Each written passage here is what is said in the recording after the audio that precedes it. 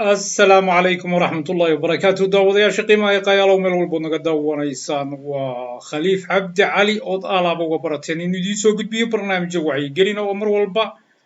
aan uga hadalno dunida soomaalida shanta soomaaliyeed marba wararka aan is leenahay in la xuso oo laga hadlo oo taariikhda sameeyey ama maaragtay saameynta ku yeeshay bulshada soomaaliyeed ayaan kusoo bandhignaa barnaamijkeenan maanta aan halka idin kusoo gudbin doono waxaan u doortay barnaamijka maanta inaan kusoo qaadano sanad guuradii jabhadda wadaniga xoreynta ogaadeynaya ee ONLF ay ku qabatay daafaha caalamka siday u dhacday sanadkan waxay kaga duwan tahay sanadihii ka horreeyey iyo in yaroo background ah taariikhda jabhadda ONLF marxalada ay soo martay iyo meesha ay maanta taagan tahay sidaad ogtihiin jabhadda ONLF waxaa la aasaasay 15 Agost 1984 ayaa la aasaasay waxaana loo aasaasay in shacabka Soomaaliyeed ee Itoobiya gumaysato ay gaarsiiso inay aayahooda ka tashtaan oo xorriyadoodii iyo madax banaanidooda helaan gumaysiga iyo caburinta ay taliska Abyssinia ku hayaan ay ka baxaan tan iyo muddada laga soo bilaabo marxalado kala duwan ayay jabhaddu soo martay marxalad waxay soo martay ay dhuumanaysay oo ka dhuumanaysay dowladda Itoobiya iyo dowladda Soomaaliya labadaba lana ugaarsanaya qof walba oo jabhadda member ka ah 1991 ayay fursad u heshay inay gudaha waddanka gasho halkaasoo lagu doortay gudoomiye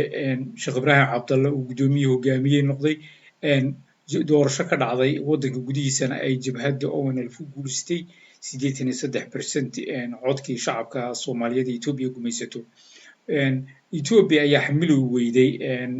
dimuqraadiyaddaas iyo xorriyaddaas iyo hogaaminta iyo waxyaabaha ay ka duuleysay jabhadda ONLF kadib markii baarlamaankii ONLF ay majority-ga ahayd afti laga qaaday ay dhammaan dadka shacabkii Soomaaliyeed ee Itoobiya gumaysanaysa isku raaceen in shacabka Soomaaliyeed afti laga qaado arrintaas oo cuntami weyday taliskii berberigii ahaa ee Tigreega taa beddelkeedna ay doorteen inay maaragtay birta ka aslaan dhammaan kaadirkii iyo madaxdii jabhadda ONLF iyagoo ka dhigay wax la dilo wax la xiro isla mar ahaantaana isku day ay rabeen inay ku dilaan gudoomiyihii hore ee jabhadda ONLF Mujaahid Ibraahim Cabdalla allaha u naxariisto oo ha ka aqbalo dadaalkii iyo halgankii dheeraa uu soo galay Tigreego isku dayay inay dilaan ugu yaraan 80 qof dadka badan ayaa magaalada Wardheer naftooda ku biimeeyay sidii u difaaci lahayn sharaftooda cirdigooda iyo gudoomiyahoodii ay aadka u jeclaayeen iyagoo ku guuleystay inay afka ciidda u diraan dhammaan ciidankii wayaanaha ee waqtigaa joogay iyo gacanyarayaashoodii kuna guuleystay in gudoomiyahoodii waqtigaas si nabad ay uga saaraan magaalada Wardheer dhacdada foosha xun ee ku dhacay Tigreega iyo dil iyo xasuuq ay kula kaceen dad caan ah oo ka dhacay Qabri Dahare iyo Goday iyo deegaano kala duwan iyo xarig ay ugu dareen dadkii metelay jabhadda ONLF sida dimuqraadiga loo soo doortay waxay jabhadda ONLF lagu qasbay dagaal aynan dooranin runtii dagaalkaas markuu dhacay kadib Tigreegu marar badan ayay waxay damceen jabhadda ONLF waxay isku dayday inay nabad ku xalliso oo ay xal waarta oo aan xaquri ahayn ay ku raadiso laakiin nasiib darro jabhadda wayaanaha oo ah jabhad naxariis daran oo hadal aan maqlin waxay dhiig u dartay dhammaan dadkii wadahadallada kula jiray oo ugu caansanaa Deeq Cabdiraasin dhacdada kadib jabhadda ONLF waxay qaatay qoriga waxayna ku ballameen Mala Zanaawi iyo ONLF inay ku kala baxaan qoriga caaradiisa dagaal aad u ballaaran oo jabhadda ONLF ay ka bilowday waqti aad u tabar daran tahay bay ahayd ciidan badan ma haysan ugu yaraan 200 qori mise 170 qori bay ku bilowday halganka muddadaa kadib ay onlf dagaalkaa qaaday dagaalka bilowday maalinba maalin ka dambeysay cududoodu way soo kordhaysay taageeradooduna way soo badanaysay ilaa markii dambe onlf sida dowladdii ay noqotay oo etoobiyaankii xeryahoodii kusoo koobtay kagana adkaatay dhammaan deegaanadii baadiyaha iyo tuulooyinkii onlfna ay noqotay quwad aan la qarin karin dhammaan shacabkii soomaalida ogaadeynaya ee etoobiya gumaysanaysana ay jabhadda taageero hiil iyo hooba ay siiyeen heer ay gaadhay maaragtay in dadkii dowladda etoobiya u shaqaynayay laftigoodu ay qaaraanka iyo xubno ka noqdaan jabhadda onlf oy maaragtay la shaqeeyaan dadaalka arrintaa tigreegii ayaa wuxuu yaqiinsaday in maaragtay ciidamada etoobiya ayna ku filayn inay onlf jebiyaan ingiriiska ayaa la teliyey iyo wadamada reer galbeedka iyagoo kula teliyey in aynan awoodi karin in shacabka soomaaliyeed ee xornimadoonka uu ka adkaado xalka keliya uu shacabka uga adkaan karana uu yahay lafa maroodi iyakaa laisku jebiyaa inuu adeegsado kuwo iyaka ka mid a si laisugu laayo loona adeegsado wax kastaba mele zanaawi oo ka duulaya fikirkaas ay reer galbeedka kula taliyeen ayaa wuxuu sameeyey liyu booliiska isagoo qalabeeyey maal iyo lacagna isugu daray runtii arrinta iyada ayaa maaragtay waxaa ka bilowbatay in maaragtay ay shacabkii soomaalida ogaadeenaya ay iyakii xorriyaddoodii hor istaagaan qaar ka mid a gumaysiga u shaqeeyaan waxyeelo badan siiyaan laakiin jabhadda onlf saasay tahay etoobiya iyo gacanyarayaashoodiiba casharo aad taariikhi u ah bay u dhigtay wayna ka adkaatay laakiin waxaa dhacday inaynan intaa ku ekaanin taageeradii reer galbeedka iyo tii boqolkii milyan ee etoobiya waxaa onlf ugu darsamay dagaalka iyo maaragtay garbinta waddanka jabuuti iyo dhammaan jamhuuriyaddii soomaaliya ee xorteed koonfur iyo waqooyiba sida somaliland puntland koonfur galbeed iyo dhammaan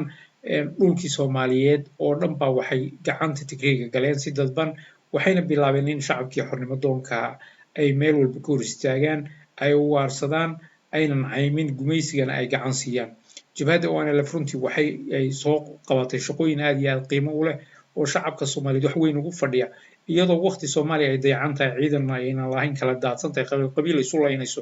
ay ka hor istaagtay tigreegii faashiistaha inuu u gacan bannaanaado in uu degaanka soomaaliyeed suu rabo ugu tasarrufo sababta hadafkiisi mele zanaawi ma ahayn inuu maaragtay dhulkaas soomaaliyeed etoobiya gumaysta ku ekaado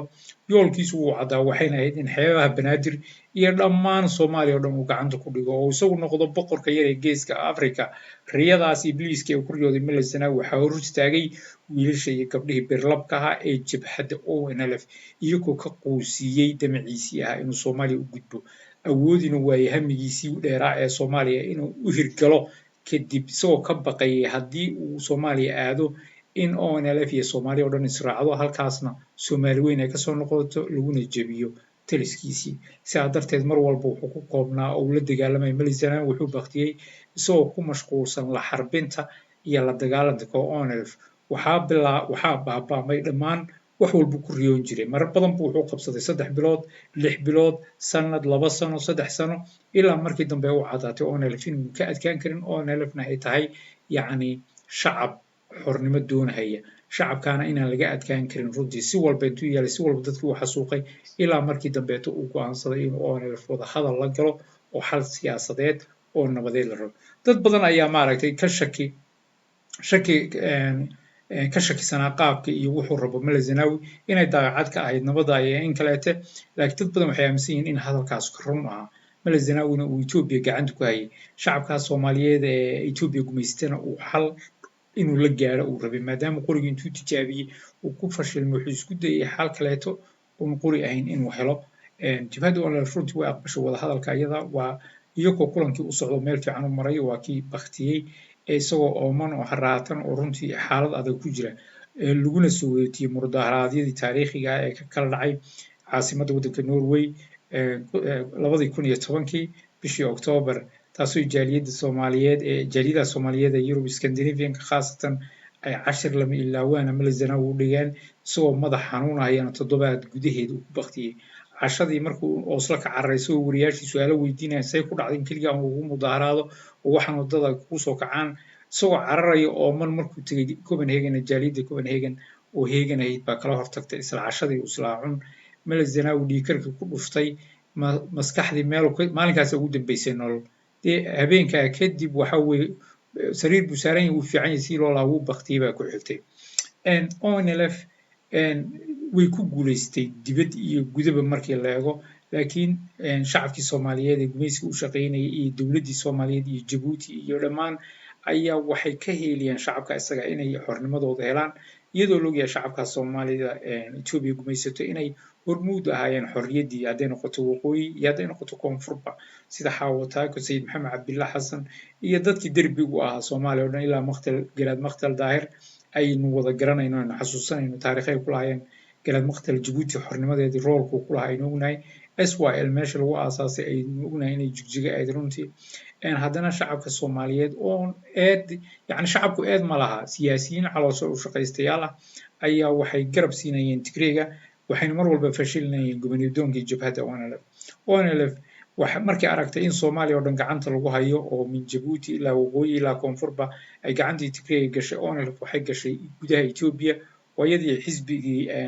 BFD-da samaysay kaas oo ay maaragtay inay iskaashadaan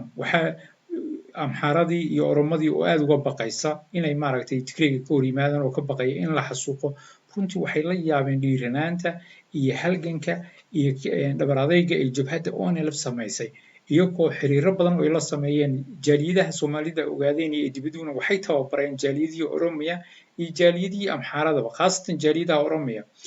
waddanka Norway oo aan ku noolahay shakhsiyan waxaa jirta waqti aan maaragtay shirarka intaan u qabano jaaliyadaha Oromiya ay naga kala carari jireen aan 4 qof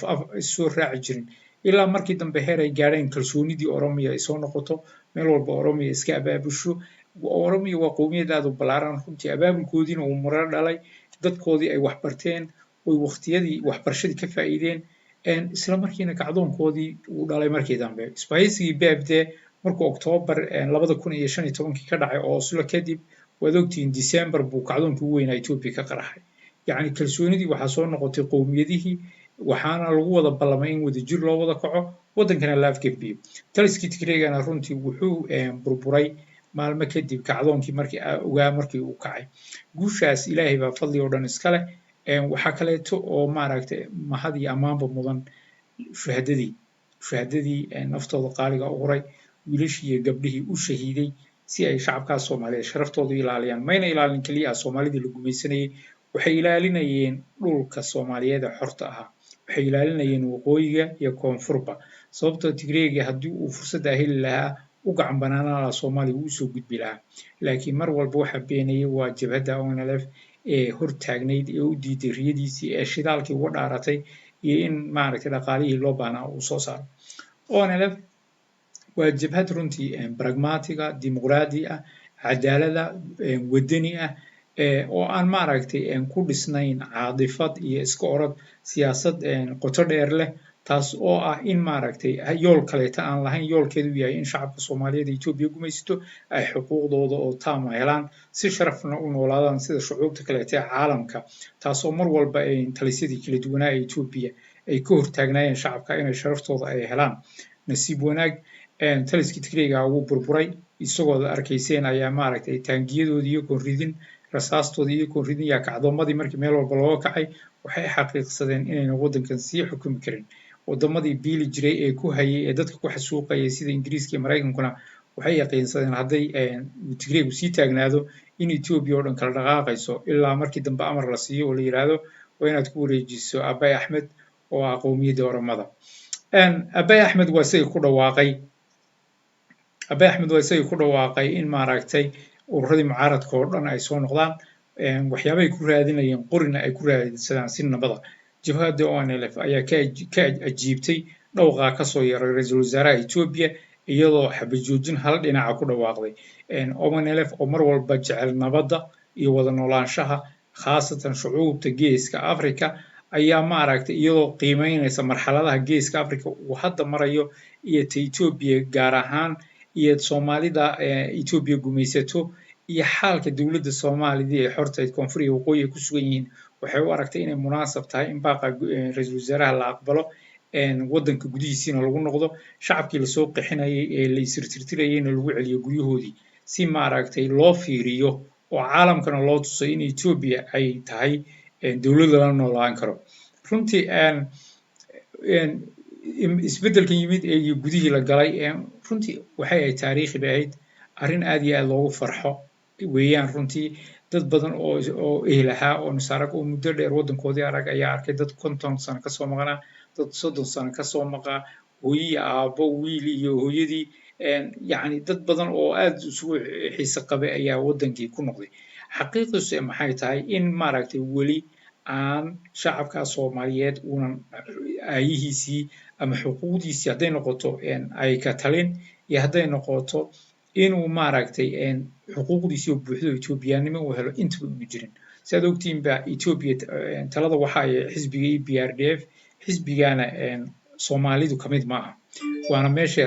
talada Ethiopia loo gooyay waana xuquuq shacabka Soomaaliyeed ka maqan waddanka hadday ka mid noqonayaan maadaama ay qowmiyadda labaad yihiin dhulkana ka labaad ay yihiin khayraadkana ka koobaad ay yihiin waxaa waajiba hadday Ethiopia ka dhab tahay wada noolaansho inay shacabka Soomaaliyeed meel walba oo xasaasi oo muhiim ah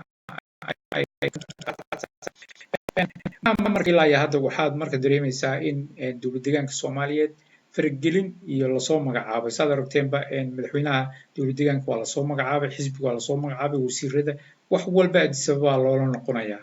ma aha wax Soomaali loola noqonayo aqoon-yahanadii Soomaaliyeed loola noqonayo dantii dadka Soomaaliyeed loola noqonayo meeshaasna waxaad ka dareemaysaa weli gumaysiga inuu jiro Ethiopiana weli ayna daacad ka ahayn shacabka Soomaaliyeed uu si xor ah aayihiisa uga tashado oo u istaago dantiisa laakiin shacabka Soomaalida Ethiopia gumaysato waa shacab ilbaxay waa shacab xabad soo arkay waa shacab mintida waa shacab jaaliyadiisu dhisan yihiin waa shacab ururadiisa dhalinyarta iyo ururadiisa haweenku ay taagan yihiin ma aha shacab maaragtay cabsanaya ma aha shacab yacni any moment ayay waxay awoodaan inay dagaal risante ah oo xuquuqdooda iyo sharaftooda ku difaacanayaan ay dib u abaabulaan haddii lagu qasbo ma ay rabaan iyagu waxay rabaan xuquuqdooda si nabada siduu prime ministerka Ethiopia sheegay inay u raadsadaan iyagoo u maraya dariiq walba oo suurtagal ah laakiin haddii lagu qasbo kumay adkaan doonto waxaase ONLF ka go'an inay siiso fursad walba wada noolaanshaha shucuubta geeska Afrika si dimuqraadiyad oo cadaalad ah qowmiyadna ayna qowmiyadda kale u dictator gareynin amxaaradu aynan u dictator gareynin waxa Soomaalidu samaynayso oromadu aynu sidaasi leeg u samaynin laakiin loo wada noolaado si siman oo dirisnimo oo walaaltinimo ah oo qolo walba xuquuqdeeda iyo aayaheeda iyo deegaankeeda ay ka tashato haddii taa la helo waa khayr haddii la waayo marka waxay imanaysaa marba wixii ay dantu ka fursan weydo insha Allah ilaahay yiraahdo marka arrimahan soo galay 15 Agoosto 2019 ayaa waxay noqotay taariikh cusub markii koobaad abid ay jabhadda ONLF iyadoo dhulkeedii joogta si xor ah iyadoo bislaatay oo jaaliyadaheeda ciidi ka bateen gudiga dibadba oo isu yimid loo xuso taasoo runtii magaalooyinka deegaanka oo dhan si aad u weyn loogu soo dhaweeyay oo maaragtay loo weynayay maalinka isaga ee taariikhiga maalinka maaragtay jabhadda wadaniga xoreynta ogaadeen la aasaasay ONLF markii la eego calankii weli mayna dhamaystirin laakiin waxa yoolkeedii koobaad way kicisay taasoo ah inay taariikhdan dadkan iyo dhulkan ay caalamka oo dhan bartay kale shacabkii iska lahaa qadiyadanna inay ku baraarujisay qadiyadooda iyo inay yihiin shacab dulman oo la gumaysto wiil walba iyo gabar walba maanta way og yihiin dalkooda iyo marxaladda uu ku sugan yahay ONLF marka waxaan dhihi karnaa way gudatay waajibkeeda madaxdeedii iyo odayaasheedii iyo dadkii aasaasay way ku mahadsan Ilaahay ka ajirsiiyo iyo kuwii u shahiiday intaba waxaase looga baahan yahay dhalinyarta iyo maaragtay jiilka soo kacaya inay qadiyadii sii wadaan in xuquuqdii shacabkan laga miro dhaliyo oo ayna noqonin mid fudayda saad ogtihiinba gumaysigu mar walba waxa weeye wuxuu ku duulaa tiirarka qabiilka isku dirka iska horkeenka dadka isagoo mar walba dad wada dhasho eela isaga dhigaya cadow isu isticmaalaya midba midka kale ku garaacaya waxaa loo baahan yahay dabinada iyada inaan dib loogu noqonin shacabkan qabiil wuu soo arkay qabyaalad iyo dictatorship iyo wuxuu yahay waa shacab soo lahaa boqorro kala duwan oo awood mudlaqa iska lahaa oo si ay rabaan yeeli karaan oo ka mid yahay garaad wiilwaal ood garanaysaan awoodiisa iyo siduu deegaanka u xukumi jiray oo nuur cuburiyaa soo maray oo raago waas baa soo maray dhulkan ma aha dhul maaragtay shalay laga yimid qabyaalad iyo dagaalna waad garanaysaan wixii dagaal ahaa ee Soomaali ee qabiil ahaa meelahay kasoo dhici jireen weeyaan marka ma aha shacabkan inuu maaragtay raad arooriya dib loogu noqdaa la dhihi jiraan malayn inay dib ugu faadfaadhaan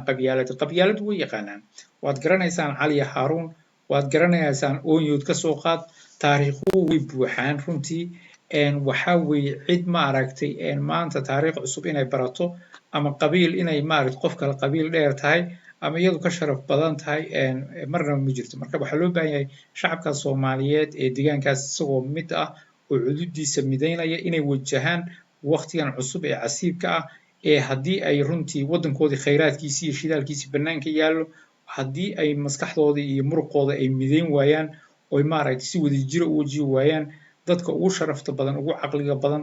ee maaragtay shacabkan ka bixin kara marxaladan ay soo hormari waayaan kuwa aan halabuurka lahayn hore u dhaqaaqi karin qorshe aan wadanin ee maaragtay maqlaya ee arkaya istuska ku jirana la yiraahdo gadaal suga xafladaha iyo meelaha istuska u baahan taga in la dhaho weeyaan marka waxaan ugu baaqayaa shacabka isaga marka hore waan u hambalyaynayaa hambaliyo 35 guurada waxaan rajaynayaa insha Allah 36 guurada in maaragtay sida hadda maanta aad maraysaan si ka fiican aad gaartaan waxaan ilaahay uga baryayaa shuhadadii sharafta lahaa wiilashii iyo gabdhihii qaaliga ah ee naftooda qiimaha badan u huray dalkooda Soomaaliyeed iyo dadkooda Soomaaliyeed si ay u difaaci lahaayeen ay sharaftooda u ilaalin lahaayeen in ilaahay naxariista waasac ee jannada uu ka waraabiyo awlaadii iyo ehelkii ay ka tageen la maaragtay sabir iyo iimaan ka siiyo waxaa kaleeto fursadan aanu ka faa'iideynayaa ugu baaqayaa dhammaan jaaliyadaha kala duwan iyo kaadirka iyo xubnaha iyo taageerayaasha haddaad idinku nooshihiin haddaad idin guryo dhisateen haddaad dibad joogtaan waxaa weeye wiilashii shahiiday carruurtay ka tageen iyo agoontoodii meel walba way joogtaa waxa keliya ay uga tageen innaka ahayd dadkii ay la shahiidayeen ee dantoodii u dagaalamayeen ee xorriyadoodii u dhimanayeen bay uga tageen waxaa idinku khalada inaad waqtigan qabyaaladii kala qaybsanaada bilowdaan waxay ahayd maanta in lagu mashquulo wax dhammaystirka yoolkii wixii intaasoo nin oo qaali ah ma tirin kara maanta haddaan tiriyo hebel iyo hebel iyo hebel iyo hebel haddaan dhaho dhammaan maayaan raggii saa u qaali ah carruurtay ka tageen ay ka tageen baa jooga qaar waxaa jira lixaadkii beelay oo aan nolol ku noolayn gabdho jeelowgaada in lagu soo bahdilay lagu curyaamiyey xaalkay ku sugan yihiinna ilaahay u yaabaa jira waxaa kaleetoo jira rag sidaasi la mida oo nolol adduun ay ku nool yihiin jira aanan shaqaysan karin dadka ayaga dhulkan bay u dhigteen dadkan bay u dhinteen ballanta idinla galeen bay u dhinteen waxay u baahan tahay marka inaan meel dayaca looga tegin inaan maaragtay dadka in walba intuu iska yaaco oo guryo iska dhisto oo hanti iska boobo oo qandaraasyo iska qaato inuu calooshiisa unu fekerin laakiin loo fekero in qoys walba oo laga shahiiday gurigay degayaan carruurtooda mustaqbalkoodii in meel la saaro oo gobol walba dadkii ka shahiiday shuhadadoodii dhul gooni intii loo qaado loo dhiso oo iskaa wax u qabso loogu dhiso oo hanti loo sameeyo oo ilaa ay maaragtay la ogaado intay carruurta wax ka baranayso iyagu isaga filaanayaan waxa weeye waa arrin ceeb ah waana arrin dembi ah in raggii qaaliga ahaa mar haddii Ethiopia lagu noqday qorigiina qalin baa lagu bedelay la yiri waxaa loo baahan yahay raggii qorigaa ku baxay in maaragtay la xalliyo carruurtoodii iyo mustaqbalkoodii arrinta ayadaa baan ugu baaqayaa waana munaasabadan aanu ka faa'iidaysanaya fursaddan aan ku hadlayo waxaa kaloo idinka digayaa qabyaaladdu weligeed yaa lahayd qof wanaag ku gaaray male waddanka Yemen waad ogtiin taariikhdiisa boqortooyadii soo maray xadaaradooda yacni Yemen haddaad tagto meel walba taariikh baa taala waxa aakhiri iyo adduunba ka reebay imaraadoo 300 oo saxara deganayd ahayd ay maanta u xukumayaan waa qabyaalad weeye iyo qaad qabiilkii iyo qaadkiina deegaanka Soomaalida buu yaalaa cid ku liibaanaysa male qabyaalad waxaan idinka digayaa mabaadi isku qabsada xukun isku dagaal haddaad rabtaan laakiin qaab qabiil cay iyo qabiil hebel iyo reer hebel iyo hebel ninka kursiga jooga qabiil ma matalo ninka kursiga jooga waa nin kursi jooga had khalad ku galana isaga iyo dadka gelaya waa in shakhsiga dembigiisa dusha laga saaro qabiilo la saarin qofka markii qabiil laga dhigo isagoo dembiile ah isagaad asxaan u falaysaa isagaad asturaysaa isagaad waxaad u samaynaysaa saaxiibo iyo difaac qof adigiina waxaad noqonaysaa dembiile maadaama beel dhan iyo qabiil dhan isku qaatay arrimihii taariikhda ee soo dhacay ee foosha xumaa ee la soo maray ee ahayd maafiyadii Marsin iyo Cali Yuusuf iyo Sheekh Xariirtii ay juhaladii iyo cawaantu ku hadaaqayeen maaha mar labaad inay sii socoto hadana la dhaho reer Dhicisow iyo reer Cali iyo reer Isaaq iyo bla in la dhaho reer Isaaq reer Cali Yuusuf shaqo kuma ilayn wixii soo dhacay Cali Yuusuf ugu yaraan 100 wiil baa ku shahiiday oo iyagu qoriga ridahaya godka u galay dadkan iyo sharaftiisa iyo cizigiisa iyo dulmiga iyo la dagaalay oo magacoodii la soo ururiyo la hayaa taariikhdoodii inta xabsiyadu ku dhimatay ama baabuurta intii lagu xiray ku baktidayna intaas in leeg way ka badan tahay waana qabaa'ilada ugu yar ee dhibka ugu yar soo gaaray inay tahay laga yaabaa marka wixii saas loo soo dhintay in qabiil loo celiyo waa arrin qalada dembiilaha waa in dembigiisa loo raaco cadaaladuna waa inay dadkoo dhan wada gaadho oo ayna noqonin cadaalad qalqaloocda cadaaladda markaad qalloociso iyadoo dembi adiga kugu soo noqon runtii qofkii wax dulma isagay masiibo u taallaa qofkii wax saxana isagaa naftiisa yani fain axsantum yani haddaad wanaag samaysaan naftiinaad u samayseen haddaad xumaan samaysaan naftiin baad dhibaatayseen waxaad ogaataan qofkii dembi gala isagaa masiibo ay u imanaysaa qofkii wanaag samana isagaa ajir helaya waxaan marka leeyahay xubnaha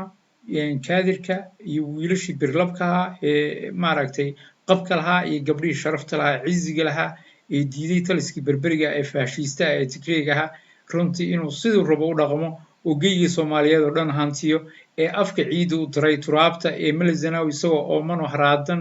oo maaragtay noocu yahay ogeyn aakharo inuu aado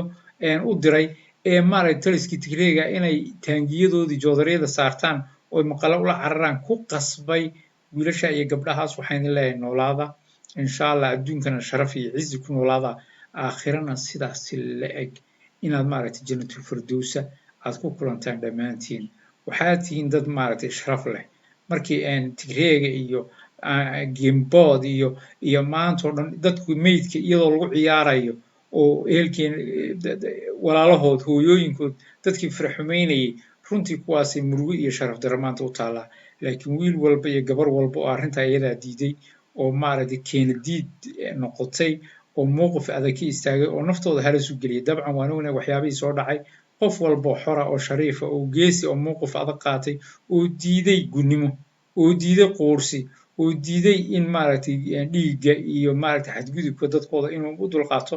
waxaa weeye maanta sharaf baad leedihiin wax walba ood meeshaa geliseen oo niyadana waad ogtihiin markaad niyadda wanaag geliso wanaagga malaa'igtu horey ka qoraysaa markaad xumaan geliso lama qorayo ilaa aad ficilka ka samayso marka waxaa weeye kuwii in dadkaas xoreeyaan niyadda geliyey xorriyaddii idinku gaadhsiiyey bay lamid tahay qof walbood inaad caawisaan damcadeen xataa tabarto hadday idiin diidto ajirka uu idiin qoran yahay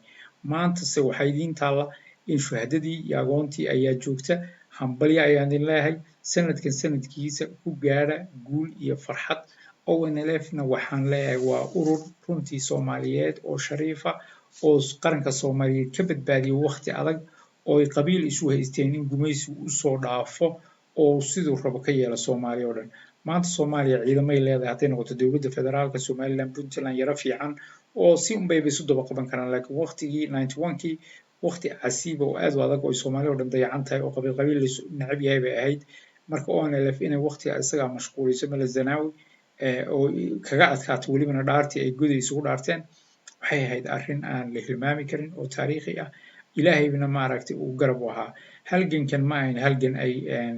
ONLF keligeed waday ma ahayn halgan dadaalka jaaliyadaha iyo madaxda ONLF keliya ahayn halgankan wuxuu ahaa halgan ilaahiya runtii oo ilaahay dulmiga iyo maaragtay dadka mutakabiriinta iyo xuqarada bilaa naxariista ee shacabka maaragtay u gumaadayay sidii cawshii maaragtay xadgudubyadaada weedeen samaynayay maaragtay ilaahay buu ka burburiyey ilaahay buu ka maaragtay ciidanka aragti ku bixiyey iyagoon xabad lagu ridin inay dharaar cad kala cararaan waxaa sababay ilaahay baa sameeyey ilaahay baana mahadda iskale waxaa kaleeto oo mahad ay u sugnaatay wiil walba iyo gabar walba iyo qof walba oo xataa niyadda ka nacay falalkii fooxsho xumaa ee qabiixa ah ee runtii dadka iyaga lagula kacay inta ayada ayaan kaga gudbayaa sanad guradii kaadirka iyo xubnaha iyo dhammaan shacabkaas waxaan idinku bishaaraynayaa munaasabadan iyada ku gaadha munaasabadeeda kaleete farxad iyo bishaaro iyo barwaaqo ku gaadha insha allah ilaa hadduu yiraahdo waxaan rabaa kale munaasabad anoo ka faa'iideysanaya fursaddan ammaanta barnaamijkan kaga hadlayo inaan fariin u mariyo madaxda jabhadda ONLF madaxdeeda gudaha joogta ee heshiiska qaadatay nabadda ee la joogta dowladda Ethiopia waxaa fursaddan iyada in shacabka looga faa'iideeyo waa muhiim waxaa dhacaya dhacdooyin runtii laga xumaado waxaa dhacaya in ciidankii liyu booliisku weli uu ku xadgudbayo gabdho birimageyda ah oo aan waxba galabsan oo wax dembi ah samaynin oo xafiiskoodii jabhadda iyo shacabkoodii abaabulaya iyagoon ognahay in Ethiopia lagula soo heshiiyey in ONLF tahay xisbi xafiisna ay furan karaan lana sharciyey xafiisna Addis Ababa ku leedahay haddana degaankii xafiisyadii intii loogu yimaado howlwadeennadii gabdhihii wiilashiiba in la bureeyo in la handado in qori lala dhaco in lacagtooda lala dhaco arrimaha noocaasa way soo noqnoqotay mana aha inay sii jirto in badan madaxda ONLF way awoodaa inay dowladda Ethiopia oo ah kuwan xukunta ayda liyu booliiska waxa xukuma waa Ethiopia ee sameeyey ee amarka qaataan wiilka Oromada iyo wiilka Amxaarku markuu dhaho fadhiista way fadhiisan laakiin hooyadood iyo walaashood inay ixtiraamaan ma yaqaanaan waxa loo carbiyey oo keliya siday u xumeeyaan ehelkooda ma yaqaanaan raganimo iyo xiniyo iyagoo qoryaha haysta oo hoteelada waardiyeynaya madaxa laga garaacaa oo 3 xabadood sujuudda looga dhuftaa wiil Amxaar uga dhuftaa oo ka yimid Gondor ama wiil Oromo oo ka yimid meel kaleete laakiin xiniyana uma laha raganimana uma laha laakiin waxa kaliya ay soo aadayaan waa gabdhaha aan difaac haysan ee qabri dahare iyo maaragtay qoriile jooga ee walaalahooda ee awalna maaragtay ay Tigreeg u xasuuqayeen waxaan madaxda marka ka codsanayaa in aynan saamixin mujrimiinta fulayada inay shacabka iyaga si waxyeelayaan in dembi walba oo xubin ONLF lagula kaco in si serious loo qaato oo magdhow laga bixiyo oo dowladda Ethiopia hadday deegaanku xallin weyso oo talaabada ku habboon ka qaadi weyso in ay maaragtay loo gudbiyo dowladda federaalka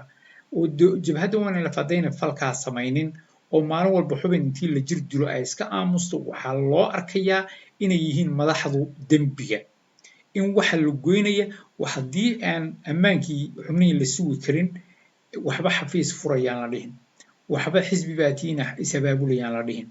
ama haddii kale hala gaaranti gareeyo ammaankooda iyo nabadooda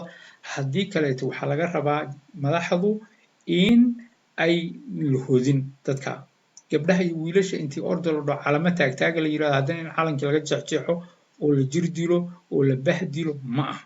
waa in madaxda ONLF ay arrinta iyadaa si serious u qaadataa way fududaystay waxa kaleeto aan madaxda jabhadda ONLF rabaa inaan xasuusiyo wax ma khaldama waa ilaahay dadku way khaldamaan ONLF waxyaabo badan oo saxan bay samaysay oo guulaha aragnay kasoo sheekeeyay gaadhay laakiin khaladaadyaa soo dhacay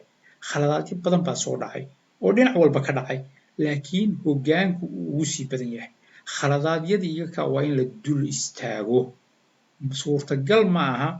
in maaragtay waalida waxaa ka mid ah baa la yidhi waxaad samayn jirtay inaad samayso oo waxaad heli jirtay waxaan ahayn inaad filasho suurtagal ma aha in ONLF ay filato in miraculous ay cirka ka yimaadaan ama malaa'ig intay timaado wax walba aad iska hesho oo la iska kaasiyo oo iska riyooto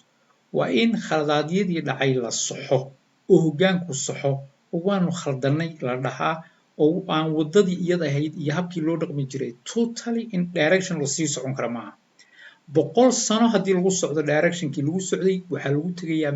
meesha la fadhiyo maanta unbaa la fadhinayaa xataa laguma qadarinayo calanka lagaa jeexjeexayo iyo garaacidda gabdhaha la garaacayo yaa sii soconaysa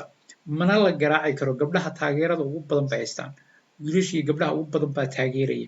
waxay u baahan yihiin direction iyo kalsooni iyo madax og xaqooda iyo sharcigooda Ethiopia ma ogashay shacabka isaga xuquuqdooda iyo xorriyadooda ballantii la soo wada galay in shacabkan si nabada xuquuqdooda ku raadsadaan ma loo ogol yahay haddii loo ogol yahay waa in shacabkan aan waxba la yeelin haddaan loo ogolayn oo la soo siray jabhadda oo intii hubkiina dhiga la yiri nabad ku raadsada la yiri haddana aan loo ogolayn oo askarta lagu dirayo oo la dilayo marka iyaga waa in xubnihii aan la sirin loo sheego marka iyada waxaa la sameynayaa see lafa lagu xigtaa ilkan u nabad galaan barnaamij noocaas ah dhacaysa oo plan B bini aadamku survivorka uu ku takhasusay uu yaqaanaa sida loo survive gareeyo bini aadamku marka weji kale bilaaban doono xubnaha qaab kale u dagaalami doonaan qaab kale marnaba isma dhiibi doonaan si kaleetii weji kaleeto oo ay maaragtay ayna ku dhimin laakiin qaabkan hadda xisbi baa tihiin xor baa tihiin dimuqraatiyadii Ethiopia intiraafti intii la dhaho calanka suurta haddana calankii laga jeexjeexo gabdhihii la dhirbaxo wax la aqbali kara intaa ka badan ma ay ahaban qabaa runtii madaxda ONLF guddiga fulinta waa in ay bedelaan habdhaqankooda waa in ay bedelaan habdhaqankooda yacni tadhasaa lala kulmay iyo gabraa lala kulmay iyo hebel iyo sawirro iyo shir baa dhacay waxaa loo baahan yahay practical actions waxyaaba la taaban karo malxuuda baa loo baahan yahay yool cad baa ka horeeya onlf waxay u baahan tahay dagaalka qoriga yool cad oo la yaqaano meesha la mari buu ahaa waxaa loo baahan yahay dagaalka qalinka yoolkiisa cad in laisla qeexo oo intii shir weyne la qabto oo aqoon-yahano la ururiyo la dhaho qaabka ugu habboon wax u samayn karno muxuu yahay oo yool cad oo istiraatiijiya oo degan oo laga gadi karo jaaliyadihii dibadda iyo kuwii gudaha oo lagu qancin karo xubnihii oo kale oo dantii shacabka Soomaaliyeed la gumaysto ku qotoma inay meesha yimaadaan ayaa looga baahan yahay runtii oo waqti dambe si ahayn oo markaa maab la yaqaano lagu wada socdo oo qofkii ku socon waayayna loogu yahay ONLF waxa ku jira hay'ado badan oo iska fadhiya oo dadku magacaaban oo magacuyaal ah sabab magacuyaal ay u jiraan male hay'ad walba waa inay shaqayso hawl cad jiro la xisaabtan waxyaabaha jabhadda fashiliyay buu ahaa ismadax salaax waagi hore xabad baa socotay qofkii aad la xisaabtanteed ku adkaysa gumaysigu aadaya ama sirtaadu gudbinaya wala cabaqayo waxba yaan fidna la kicin iyo madax salaax baa lagu jiray maanta wax ma loo madax salaaxa ma jiro waa in hay'ad walba waqti lala xisaabtamo iyo shaqo ay qabanayso waajibaad la siiyey oo cad waa inuu jiro waa sida lagu yaqaano urur walba ma jiro adduunka haddii aan taa la samaynin waxay la mid tahay adoo bas intaad highway saartay meel aad u socoto aadan qoonin oo maanta oo dhan highwayga marba jidku kuu keena aad madax ku dhufato shidaalku goosanaya marka dambe meel cidluun ku dhacaya lacagtaada haysta markaad isticmaasho ONLFna qaabkaas oo kaleetay noqonaysaa suurtagal maa waqtigan xasaasiga geeska Afrika marayo bilaa qorsho iyo bilaa caqli iyo bilaa direction oo welibana cad maaha qorsho ay madaxda keligeed haysato iyadu ogtahay hoosta ku haysta maaha qorshe bulshadu ay ogtahay oo Ethiopia kula dhiil garanayso oo xubin walba uu ku seexanayo uu og yahay in maalin walba qorshaha isaga hore u socdo ayaa loo baahan yahay oo looga fadhiyaa madaxda jabhadda ONLF sabab loo cabsada ma jiraan runtii qori dagaal adag buu ahaa dagaalkii ugu adkaa ONLF way kasoo gudubtay si sharaf leh uga soo gudubtay ka qalinkana shacabkii oo dhan baa maanta jooga wuu ka fududaan karaa ka qalinkana waa loo diyaarin karaa shacabku way ugu dhib yartahay shacabka gudihiiba tegayaan eelkoodiiba arkayaan waxbarashadiiba samayn karaan laakiin ONLF inay fadhiga lama rabo gobol walba waxaa loo baahan yahay beerihii inay ONLF way aragnimadii qurbaha ay ka heshay inay gudihii ku celiso sawir baa la galay iyo shir baa la galay iyo maaha waa inay maaragtay ONLF degmo walba ku yeelataa beero waaweyn oo xubin walba iyadaa beero yeesho cagafcagafyo yeesho shirkado dhismo yeelato xubnaheedoo dhan degmo walba uga dhisto guryo oo shirkad guryada ay samayso oo danyartii iyo masaakiintii agoontii guryo loo dhiso iskaa wax u qabsaa welibana iskooladii waxbarashadii la sameeyo Ethiopia lama afkaranayna oramo lama yaqaano amxaarig lama yaqaano cilmi kale lama yaqaano ONLF waxaa loo baahan yahay fursadan in luqad walba la barto oo dadkii caqligooda la sameeyo oo seminaaro la siiyo oo kuwii gudaha iyo kuwii dibadda uu connection joogto ah jiro isbitaaladan bilaa dayactirka ee gabdhuhu dhiigbaxa ugu dhimanayaan in sida ugu dhaqsiya badan waxyaabaha looga qabto lacagaan ku baxaya tirada badan ee ku baxaya ama safarada ku baaba'aya ama ku baaba'aya maalayacniga goboladan lagu baaba'aya ee aragtaan sararaha oolin dhiig joojinta oolin waxyaabahan in si iska xu qabsaa intay ONLF tagto isbitaaladii inay soo qiimeyso sababtoo ah heart of mind dagaalka yani quluubta dadka ayaa ka muhiimsan dagaalka kaleeta doorashada baadoonaadin iyo kursiga hadday shacabka ku jeclaadaan oo danahooda ka shaqayso oo beeraha u fasho oo beeraha sida loo sameeyo barto oo dhaqaale soo saarto aday iska kaa wada raacayaan sababta dantoodii baa kugu jirta oo isbitaalada u dayactirto oo waxaad qaban kartid aad qabtid waa in wax practical uu jiro runtii aad baan uga xumahay in qurba joogta intay tagto nin walba isagoo shacabaya isagoo labisan oo shacab gaajaysan oo dhimanaya laamiyada inaad kolba isku sawirto laakiin caqligaaga xataa inaad maaragtay ehelkaaga iyo tuuladiin intaad tagta xataa aadan siinaynin way aragnimadii iyo ilbaxnimadii iyo waxaa soo aragtay iyo noloshii iyo shaqadii inaadan feedback in yarna aad siinayn waa arrin maaragtay aad iyo aad loola yaabo waxaan rajaynayaa in maaragtay arrinta iyadaa dhacdo waxaa intaa ugu gudbayaa madaxda jabhadda ONLF waxaan rabaa ururka OYC baa soo socda doorashadiisii baa imanaysa mar dhow maasha allah dhalinyartu waxaa la yidhi waa hogaaminta yani ummad mustaqbalkeeda waa dhalinyarta unbaa mar walba waxa weeye ururka dhalinyartu waa matoorka ummad walba hadday dhalinyartu yihiin dhalinyar active oo xayiya oo nool oo qalbi fiican oo waxqabada yani waxay noqonaysaa dhalinyartaas iyada yani dadkeeda meel bay kasoo saaraysaa laakiin dhalinyartu hadday dib socod tahay oo isku mashquulsan tahay oo kan tahay waa meel lama gaarayso dadkeedana way la haraysaa waxaan u baaqayaa marka OSU in doorashadoodu ay noqoto biyaa barnaamijka ugu fiican haya inayna xiisa noqonin waa in OSU mas-uuliyiin badan oo soo maray baan arkay yacni qof walba markuu yimaado meel buu iska fadhiisanaya magacun buu dusha saaranaya laakiin waxaa loo baahan yahay xogayaha OSU iyo hadda la dooran doono inuu yahay xogaye la yaqaano barnaamijkiisa oo shirka la dhaci doono uu hortiis ka soo jeediyo waa inayna doorashada noqonin doorasho mugdi ah ama hebel baan iska doortay la iska dhaho waa in qof walba la dhaho sabuurada tag maxaad rabtaa qaabkeed rabtaa dhalinyarta inaad ku horumarinayso maxaad u qabanaysaa oo markaa kadib barnaamijkiisaas lagu taageero oo loogu codbixiyo laakiin ayna noqonin hebel baan iska caashaqay oo saaxiibbaan nahay ama hebel baan isu dhownay waa ina noqon waa in barnaamij cad oo lagu shaqaynayo oo dhalinyarta lagu horumarinayo oo gudihi dibidba laisku xirayo oo danta dhalinyarta ku qotoma qof xirfadiisii le inuu yimaado runtii oo qofkaana background check lagu sameeyo ma qof hadalkiisa iyo ficilkiisu isla socdaa mise waa qof uun huhaaya raba inuu shaatigan huwado ururka dhalinyarta oo uu dhaho maaragtay xogayihii ururkaa noqday marka marna ayayna dhicin in lala seexdo dad badan oo waxaa jira maaragtay xilalka markii loo dhiibo khuura iskala fadhiista mana loo baahna runtii nin xil qaada eed qaad baa layidhi qofka hadduu xil qaado waxaa loo baahan yahay inuu si dhaba uu fuliyo xilkii isaga ah insha allah ilaah hadduu yidhaahdo waxaa kaleeto oon intaa maaragtay OSU waxaan uga digayaa yani dad badan oo waxaan arkay calanka ONLF meel walba birdheer ka taagaya ONLF calan iyo xornimo waxaa weeye dagaal qalin bay qaadatay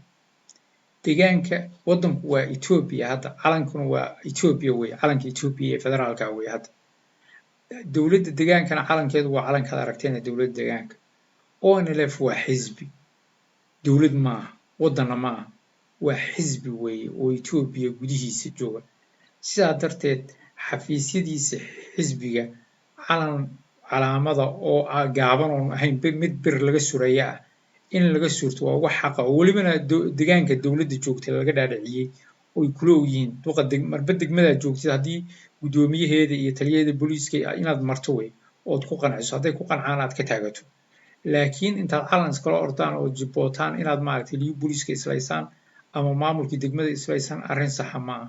xornimaduna kuma timaado siyaaro iyo sheeke iyo calan bir dheer laga suro xornimadu waxay u baahan tahay shaqo dheer iyo cilmi dheer iyo dadaal badan bay u baahan tahay marka riyi iyo calan la suro meel xidha laga suray ama tuulaa laga suray waddankuma xoroobayo marka waxaan dhihi lahaa yaan lagu laynin dadka rayidka ah iyo gabdhaha yaan lagu laynin